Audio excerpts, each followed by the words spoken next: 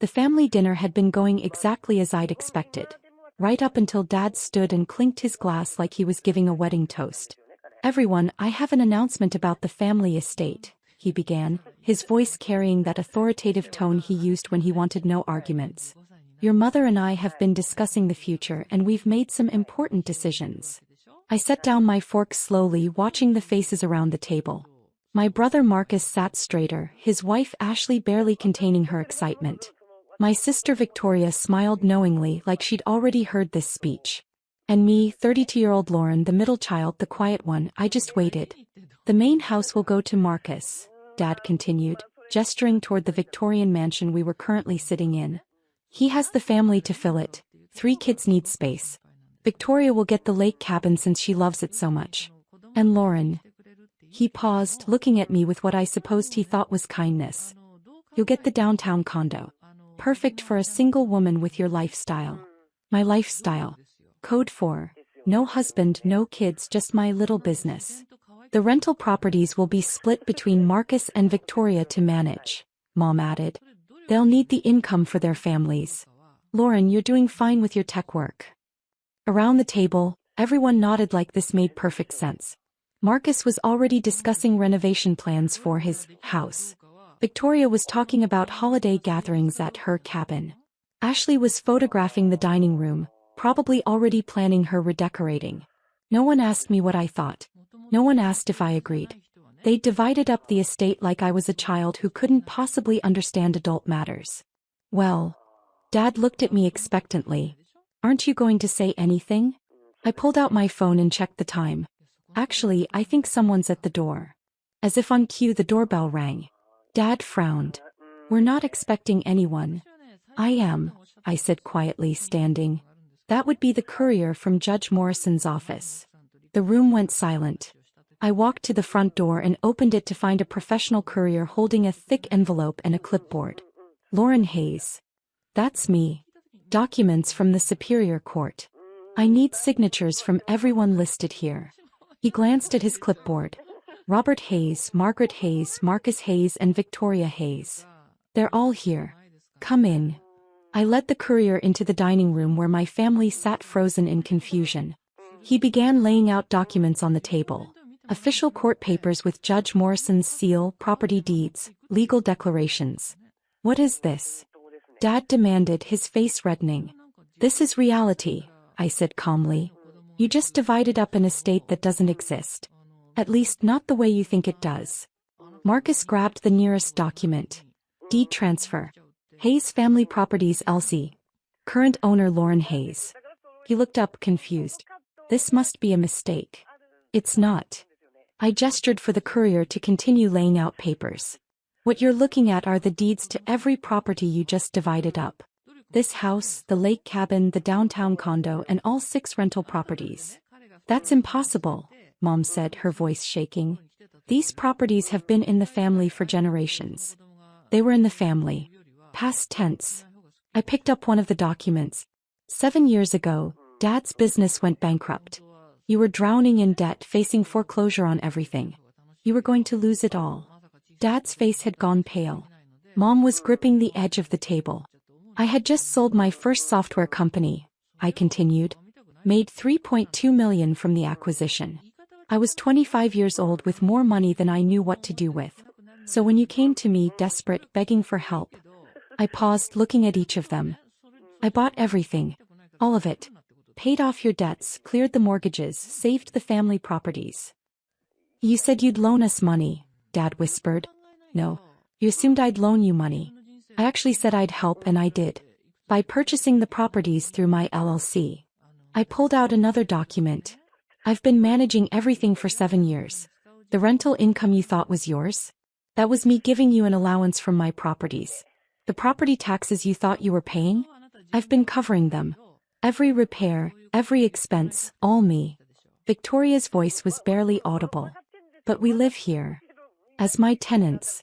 Rent-free, which was incredibly generous considering market rates." I handed the courier his clipboard and he began collecting signatures. "These documents are court-certified confirmations of ownership. Judge Morrison expedited them when I explained my family was attempting to distribute my assets without my consent. This is a misunderstanding, Mom said desperately. We thought. You thought wrong. And you never asked.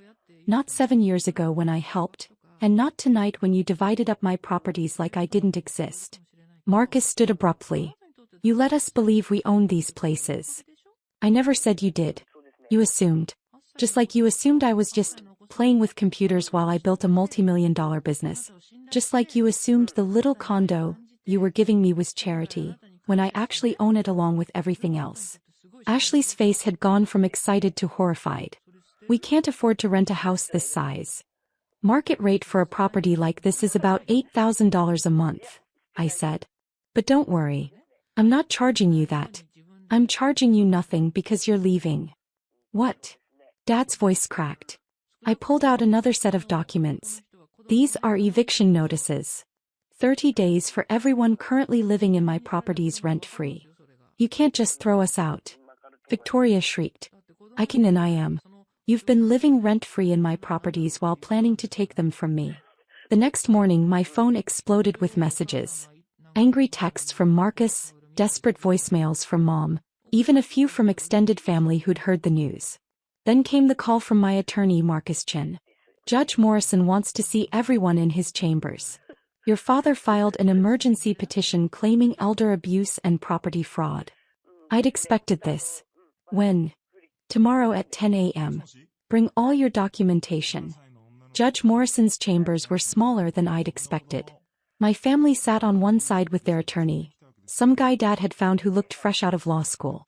I sat on the other side with Marcus Chin, who'd been practicing real estate law for 20 years. Mr. Hayes, Judge Morrison began, looking at my father. You've claimed your daughter defrauded you out of family properties. Let's review the facts. Dad's attorney jumped in. Your Honor, the Hayes family properties have been held for 3 generations. My client had temporary financial difficulties and his daughter took advantage. I've reviewed the documents, the judge interrupted. 7 years ago, Mr. Hayes was in bankruptcy proceedings. All properties were in foreclosure. His daughter purchased all properties at fair market value, paid off all debts, cleared all mortgages. Are these facts disputed? No, Your Honor, but the family believed. What the family believed is irrelevant. What matters is what actually occurred. Judge Morrison looked at my father. Mr. Hayes, did your daughter commit fraud? She let us think we still owned. Did she ever tell you that you owned the properties? Dad hesitated. Not exactly, but... Did you ever ask her directly about ownership? Silence. Did you pay property taxes on these properties? We thought we were. That's not what I asked. Did money leave your bank account for property taxes? No. Did you pay for major repairs, insurance, or any expenses associated with property ownership? Lauren handled all that. Because she owns the properties. Judge Morrison set down his papers. Mr. Hayes, your daughter saved you from complete financial ruin. She purchased your properties legally, let you live in them rent-free for 7 years, and managed everything at her own expense. And your response was to attempt to redistribute her assets without her consent. We're her family. Mom burst out. The court documents show your daughter has a net worth of approximately $8 million. How much have you contributed to her success? No one answered. She built her wealth through her own work, saved your family from bankruptcy, and provided free housing for 7 years. What exactly do you believe you're entitled to? Dad's attorney tried again. Your Honor, we're requesting the court invalidate the eviction notices. They'll have 30 days to find housing, which is standard. And given that they've paid no rent for 7 years, they should have substantial savings. Judge Morrison looked at my parents. How much have you saved? The silence answered everything. You spent it, the judge said flatly. Lived beyond your means because your daughter was subsidizing your lifestyle. And now you want the court to force her to continue. She's our daughter. Dad's voice cracked. And you're her parents. Parents who apparently never noticed their daughter became a multimillionaire. Parents who were planning to give away her properties without her consent. Judge Morrison closed the file. The eviction notices stand. The property ownership is confirmed. This case is dismissed. In the hallway, Marcus caught up to me. Lauren, wait. Can we talk? Your 30 days start from the eviction notice date. I know. He ran his hand through his hair. I didn't know about any of it. Why didn't you tell us? Would it have mattered? He opened his mouth then closed it. We both knew the answer. You would have asked for more, I said quietly. If you'd known I had money, every problem would have become my problem to solve. I would have gone from invisible to ATM. We didn't mean to make you feel invisible. Yes, you did. Every time you praised Marcus Jr.'s Little League game but forgot to ask about my company acquisition. Every time you planned family events without inviting me. Every time you introduced me as our daughter who works with computers while Marcus was our son, the operations manager. I pressed the elevator button. I was invisible until you needed money. The elevator arrived. I stepped in. Lauren, will you ever forgive us? I thought about 7 years of supporting them silently. A lifetime of being overlooked. Tonight's dinner where they divided up my properties like I wasn't even there. Maybe, I said as the doors began to close. But forgiveness doesn't mean I go back to being invisible. It doesn't mean you get to live in my houses. And it definitely doesn't mean you get to treat me like the family backup plan. 28 days later my family moved out. Marcus found a townhouse rental. Victoria moved into a small apartment. My parents found a senior living community with affordable units. I hired a property manager for the main house and put it on the rental market. A lovely couple with twin teenagers moved in at $7,500 a month. The lake cabin became a vacation rental generating steady income. 3 months after the eviction, I received a handwritten letter from Dad. Dear Lauren, Judge Morrison was right. I should have thanked you instead of suing you. You saved us when we had nothing and we repaid you by trying to take everything. You were never invisible to me. You were scary. So smart, so capable, so far beyond anything I understood. I didn't know how to relate to you, so I pretended you were still the little girl who needed her father. I'm proud of you. I should have said it sooner. We're learning to live within our means. Your mother is working part-time. I'm consulting. We're figuring it out. I see you now, Lauren. Finally. Love, Dad. I read the letter 3 times sitting in my office at my company headquarters. I thought about being invisible, being overlooked, being dismissed. And I thought about being seen. I picked up my phone and sent a text. Coffee next week? Dad's response came immediately. I'd like that. Forgiveness wasn't about forgetting or returning to the way things were. It was about moving forward with clear boundaries and earned respect. They'd have to earn their way back. Not with apologies, but with consistent respect and acknowledgement of who I actually was. Not invisible. Not a backup plan. Not a piggy bank. Just Lauren Hayes. Business owner. Property investor. Self-made millionaire. And maybe, eventually, daughter and sister again. On my terms. The Grand Plaza's crystal chandeliers cast elegant shadows across the wedding reception as I adjusted my simple navy dress. Not designer but well-made, like everything else I owned. Table 27, my sister Christina smirked, pointing to a corner near the kitchen doors. That's where they put the budget guests. I glanced at my seating card. After 15 years of building my hospitality empire in Asia, I'd returned home just in time for our cousin Maria's wedding. A wedding, as it happened, being held in one of my newest acquisitions, though the family didn't know that yet. Still doing that hotel work overseas? Christina asked, adjusting her maid of honor dress. Managing reservations or something? Something like that, I smiled, watching the staff's practiced movements. They hadn't been informed of my arrival. I preferred to observe operations naturally first. At least you made it back for the wedding, Mom sighed, approaching with her signature look of elegant disappointment. Though you could have helped with the planning. Christina handled everything with the hotel. I bet she did. I'd seen the contract, overpriced and underdelivered, thanks to a sales manager who would be having a very interesting performance review tomorrow. The Plaza's one of the best hotels in the city, Christina boasted. Not that you'd know about luxury properties, Elena. How's that hostel work going? She only knew about the 30 luxury hotels I owned across 3 continents. Or the fact that the Grand Plaza was just the latest addition to my portfolio. It's going well, I replied, noting several service inefficiencies that would need addressing. The staff training clearly needed an overhaul. Well enough to afford a better dress? Mom whispered, eyeing my non-designer label. Christina's Vera Wong was featured in Modern Bride. My phone buzzed.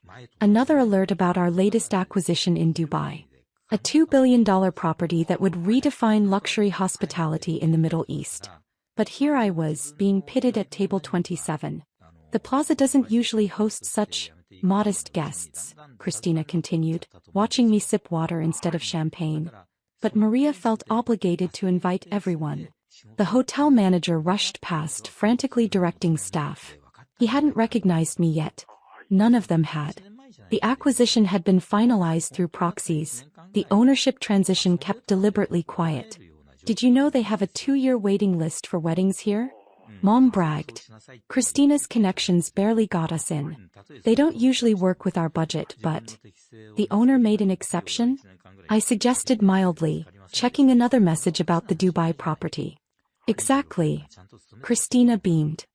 Though no one seems to know who owns it now. Some overseas investment group. Rivera Global Holdings, actually. My company. The one I'd built from scratch while they thought I was just working in hotels. Speaking of work, Mom started. Christina's husband knows someone hiring front desk staff. I'm doing fine, I said quietly, watching the wedding planner struggle with a seating crisis. Tomorrow the entire staff would learn that the guest they'd banished to table 27 was actually their boss. The wedding reception was in full swing when the first hint of my identity surfaced.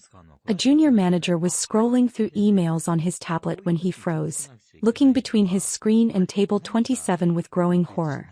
Ms. Rivera? He approached cautiously, tablet shaking. Elena Rivera. I nodded, watching Christina pause mid-dance to stare at the interruption of her budget table. There's been a terrible mistake, he stammered. The ownership transition documents just came through with your photo.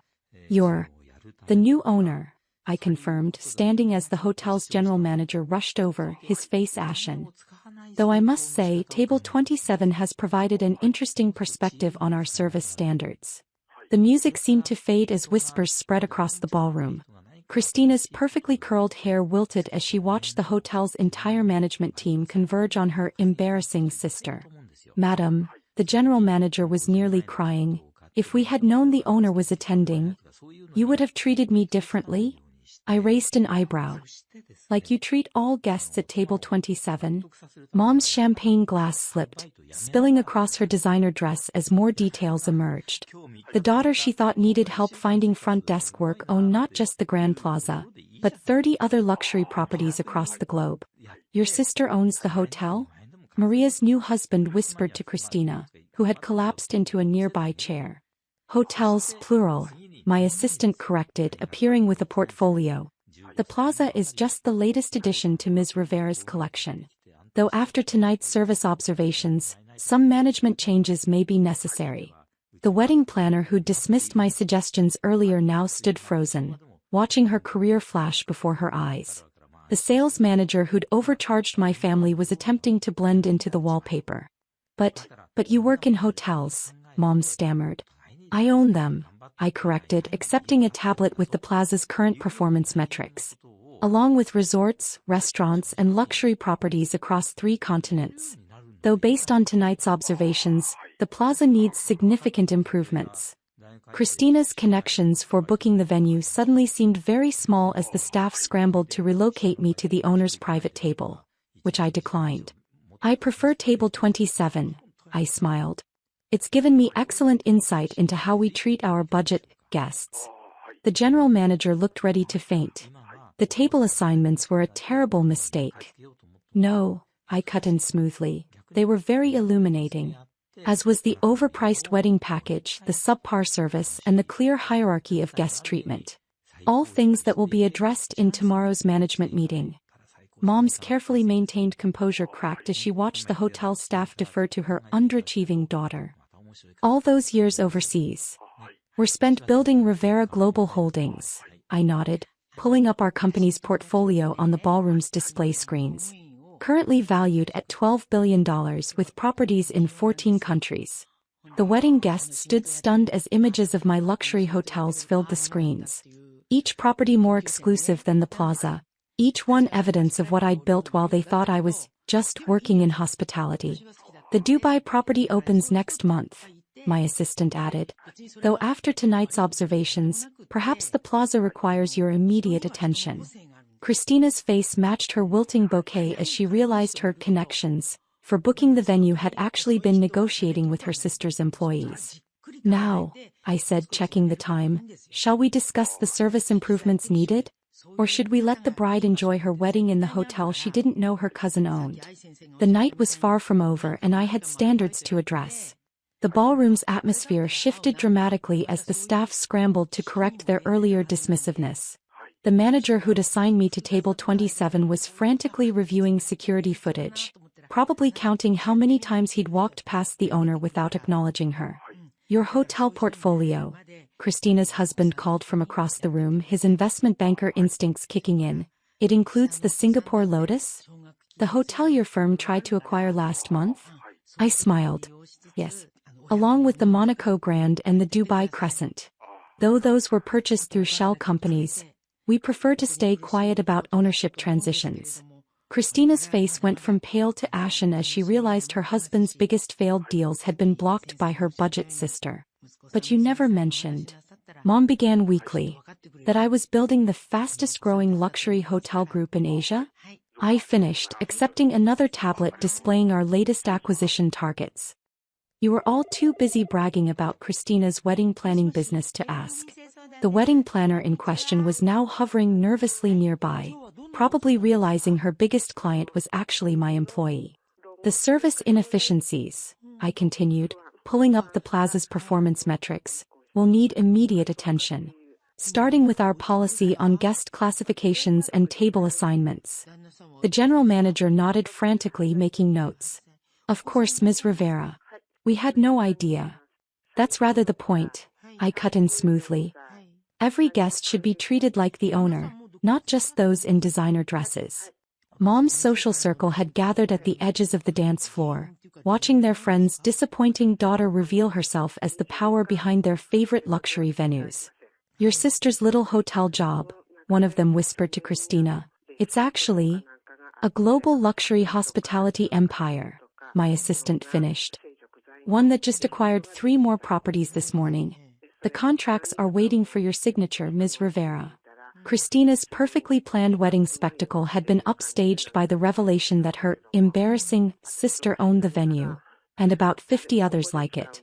The plaza's renovation plans, I announced, pulling up the designs on the ballroom screens, will begin next week. Though perhaps we should wait until after the wedding to discuss the complete management overhaul. The staff that had dismissed me earlier now stood at attention, watching their owner calmly sip water at the budget table while reviewing their employment futures on her tablet. Now, I said, noting another service failure, should we discuss why the couple at table 28 has been waiting 10 minutes for their entrees? Or would you prefer I continue my anonymous observations? The night was still young and I had an entire hotel's worth of improvements to plan. As the wedding reception wound down, I stood in the plaza's private owner's office. My office. Watching the city lights sparkle through floor-to-ceiling windows. The hotel's senior staff stood nervously behind me, while my family hovered near the door, still processing the evening's revelations.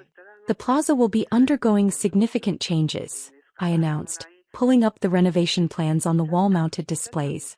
Starting with our service standards and guest classification policies. The screens filled with images of my other properties. The Singapore Lotus with its floating gardens, the Monaco Grand's underwater suites, the Dubai Crescent rising like a golden moon above the desert. From my position at the window, I could see Christina in the reflection, her maid of honor dress suddenly seeming overdressed among the subtle elegance of true luxury hospitality. Mom's social bragging about her successful daughter's wedding planning business had fallen silent. Your sister's hotels, the general manager explained reverently to my family, set the global standard for luxury hospitality. Plazas was rather behind the times. A situation that will be remedied immediately, I added, turning to face the room. Though perhaps table 27 should remain exactly as it is, as a reminder of how not to treat any guest. The staff shifted uncomfortably as I pulled up the evening service footage. Sometimes the best lessons come from the most uncomfortable moments. The girl who was just working in hotels, I concluded, meeting my family's stunned gazes, was actually redefining what luxury hospitality means. Because sometimes the greatest achievements happen quietly, far from designer dresses and social media posts. The night lights of the city played across the office walls. My office, my hotel, my empire. The quiet sister in the simple navy dress had just revealed herself as the most powerful person in the room.